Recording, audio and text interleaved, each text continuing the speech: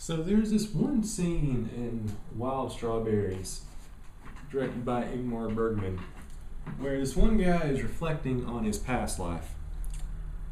And he's riding an automobile with these two young fellows. And one of them is a theist and the other is an atheist. And in the scene, they're kind of just bickering back and forth about whether or not God exists. And the entire time the professor's just sitting there going, this is dumb and pointless and fruitless. What's the point? And in many ways, that sequence in Wild Strawberries is very fitting, considering most debates regarding the idea of theism versus atheism, whether or not God exists, whether God is just, whether or not morality can exist within the framework of a certain religious text, such as the Bible, in the case of Christianity. So I know full well that whenever you talk about this topic, you're not really going to do anything. You're not going to make any progress. Both sides have their glorious excesses, and both sides have their somewhat believable logical distinctions from the cultural other. But you're not really going to do anything. You're not going to convince anyone. You're not going to get people to jump sides. And it's really just a pointless, fruitless argument. Which brings me to a certain motion picture that was released called God's Not Dead. If you have any churchy friends, you've heard about this film. In fact, you may have even received a text from one of your friends that just says, God's not dead. Because at the end of the movie, the guy from Duck Dynasty tells you to do it because, I don't know, blind adherence is good now? I'm not really sure. Well, anyway, just because I'm one of those guys that likes to take philosophical texts and look at them from the contradictory stance, I want to look at this film, God's Not Dead, from the perspective of an atheist. Look at some of the Christian apologetic arguments this film posits and why I think, from an atheistic stance, they're wrong or inaccurate or just plain stupid. So before we even talk about the film, this is obviously not a film about spirituality. If you want a film about spirituality, go watch The Gospel According to St. Matthew. Go watch The Passion of Joan of Arc. I haven't seen The Passion of the Christ, so I can't comment on it, but maybe it is, maybe it isn't. Even something like The Exorcist or The Ninth Configuration or On the Waterfront. These are all films about spirituality. It's about man's inherent faith and how we try to cling on to that and explain the absurdity and the madness and the chaos and the evilness around us. God's Not Dead, in that sense of the word, is not a film about spirituality or even religion. It's a clearly politically motivated film in which all leftists and liberals and Muslims and humanists and vegetarians are displayed as the opponents of God and as a political opposition which is oppressing the Christian majority, which is kind of funny because apparently, according to Pew Research, at least 4/5 of the United States as a whole believes in God of some kind. Therefore, the fact that the atheists are part of some sort of gigantic statist prejudicial machinery is a little unconvincing.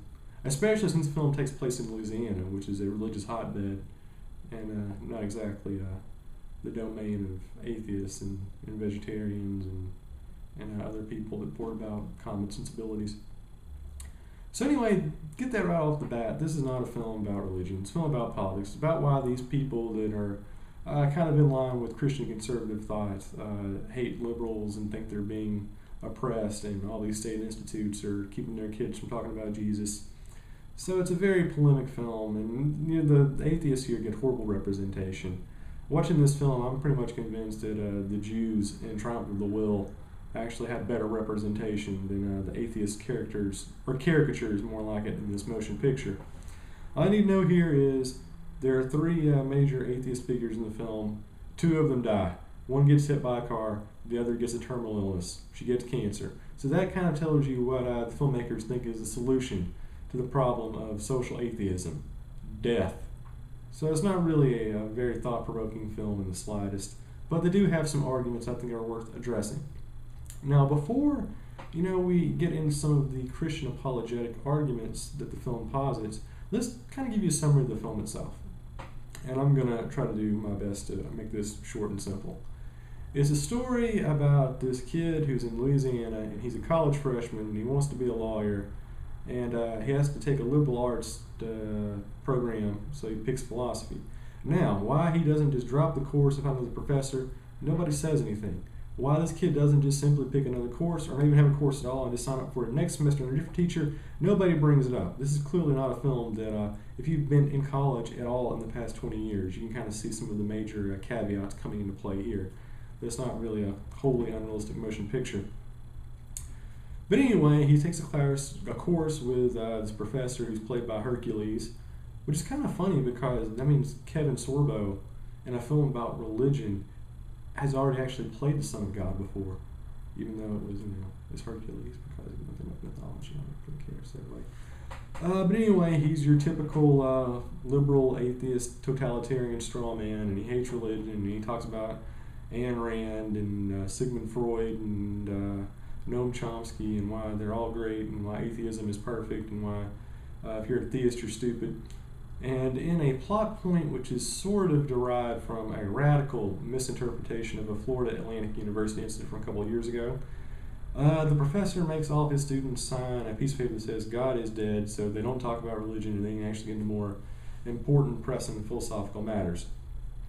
Well, of course, the one kid, the freshman, who's super Christian, who's been dating the same girl since he was like 12, says, you know what, I'm going to stand up for my virtues and my values, and I'm not going to sign this, and I'm going to challenge you to a democratic duel in which I have 3 class periods to convince these people that you've convinced there is no God, that there is a God.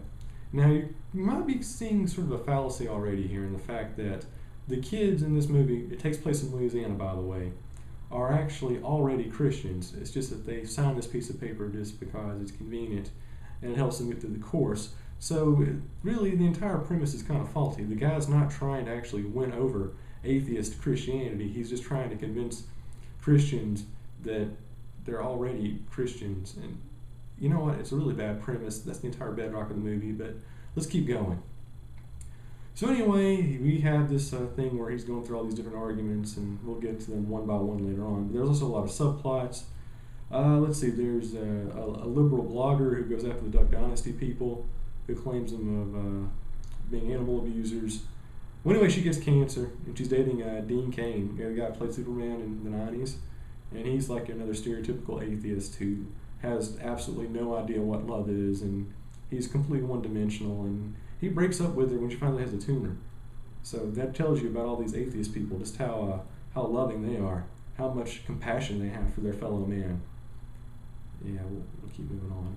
Okay, there's also a subplot about this Muslim girl, which is not really Muslim because even though her parents are Muslim, she's actually adhering to Christianity. In fact, she's downloaded a bunch of Billy Graham sermons, or Billy Graham's son sermons, and listen to her on her iPod. And one day her dad finds out and he just beats the crap out of her.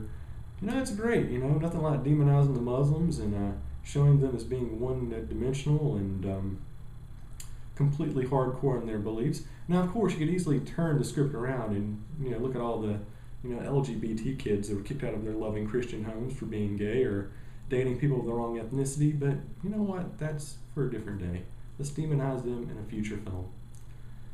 So anyway, you got that subplot going on. Oh, there's one about this Chinese exchange student whose dad is like some big shot businessman in Beijing, and he thinks like the government is listening to him, so he doesn't know anything about God. Oh, and then you have another subplot about the professor's girlfriend, who is a former student who is a theist, who's been reading the Bible, and it kind of embarrasses him at a wine party. And because all of his liberal professor friends are all atheists, they make fun of her, and she runs off and leaves him alone. And there's just way too much plot going on here. And of course, the big linchpin is at the end. There's a Newsboys concert. I don't know who the Newsboys are. They're basically a crappy band. Anyway, they're doing a big show where the New Orleans Hornets, or what are they calling it? The New Orleans Pelicans play. They're doing a concert there, and everybody who converts to Christianity at the end of the film all flocks to it. And God, I'm just really disjointed. I know this is a really disjointed summary, but no, I assure you, the film actually is that disjointed and takes forever to kind of get going. Only there's another subplot about a preacher and his missionary friend who are trying to go to Disney World, but their car won't crank because of divine intervention, which leads to the denouement, which we're getting to. All right, almost there. So anyway, obviously, you got the Josh kid, who's named after Joss Whedon, which is kind of funny. The Josh character goes through the 3 courses, and over the course of 2 weeks, he managed to convince all of his classmates that his liberal atheist professor is wrong, and that Stephen Hawking and Charles Darwin are all wrong, and that the biblical story of creation is correct, and evolution is faulty, and that there can be absolutely no morality whatsoever without a belief in a greater power, preferably the Christian God. So of course everybody in class sides with him, and the professor gets all sad, and there's this prominent plot point about the reason that he's anti-Christianity is because his mom died and he holds a vendetta against God, which is really the oldest trick in the book. And eventually all the kids go to the concert, and here's where things get really, really fun. So anyway, the professor, he decides he's going to the concert too because, well, no, why not? And of course, he's going across the pedestrian walkway, he gets hit, he's about to die, and the pastor, whose car wouldn't crank, suddenly cranks, and he shows up, and he's there to administer the last rites, and in his last dying breaths, the professor converts to Christianity, and we learn that his entire life has been leading up to that moment. You know, all the death, and the destruction, and the misery, and the torture, and the chaos, and the bloodshed, had all just kind of been coming to this beachhead, where his entire point of living was to die at that moment, so this pastor could pray for him, and he can go to heaven. So I think that's a really great premise. And then at the very end of the movie, the guy from Duck Dynasty shows up and tells people to text people in the audience that God's not dead, and then you get a summary of a bunch of First Amendment cases involving Christians at U.S. colleges, and that's pretty much the gist of the movie. It took me 20 minutes to tell you all that, but there's a lot of subplot going on there. It takes that long to get there. So anyway, there you go. That is the summary of the film. And like I was saying earlier, I'm picking up on a lot of inherent hypocrisy to this film's argument. That the entire, I guess, premise of the film is that there is a liberal statist agenda against Christianity and Christians, and therefore they're trying to abridge their constitutional rights. But then again, they never actually turn the camera back around and say, wait a minute, maybe our side's doing this too. Maybe there are, actual school board counties in this United States in the year 2014 that don't allow their teachers to discuss the theory of evolution or the Big Bang, which is something that happens prominently throughout the southeastern United States in which I live, including a couple of counties that I've lived in. So we don't see that as perhaps being the inversion of this argument, that you actually have this Christian non-secular force trying to influence secular belief. And furthermore, let's take this whole argument around about the public school teacher forcing his students to accept a certain belief, and look at that from the other side of the fence. What about all these private Christian institutions that make their employees and students sign similar paperwork? In fact, I'm actually going to mention one by name. It's in Rome, Georgia.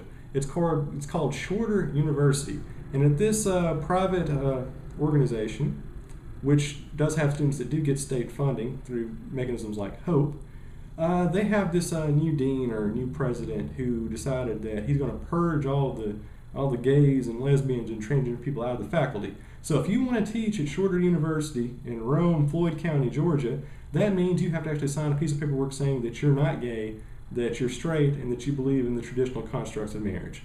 Well, anyway, this is an actual university where you get a college degree if you go there. So clearly this film is about all of this abridgment of one's First Amendment rights and their individuality, when the fact of the matter is, if you actually want to see college level oppression going on, don't go to these state schools, don't go to these philosophy classes, go to private institutions like that, and you'll see some damn good First Amendment abridgment going on. So anyway, that's just sort of the structural hypocrisy of the film and the arguments posited by it. But now let's get down to the fun stuff, the actual arguments that this Josh character lays out. Actually, you know what, this is going to take forever. I'm actually going to stop this video right now. We're going to do 2 parts where we look at this more in depth. But there you go, that's the basic bedrock of the film and its arguments. And in just a few minutes, we're going to hop headlong into why all the things that the protagonist of the film says is either asinine or just borderline offensive, and sometimes even a little prejudicial. So alright, video 2, click on it, you're going to enjoy it.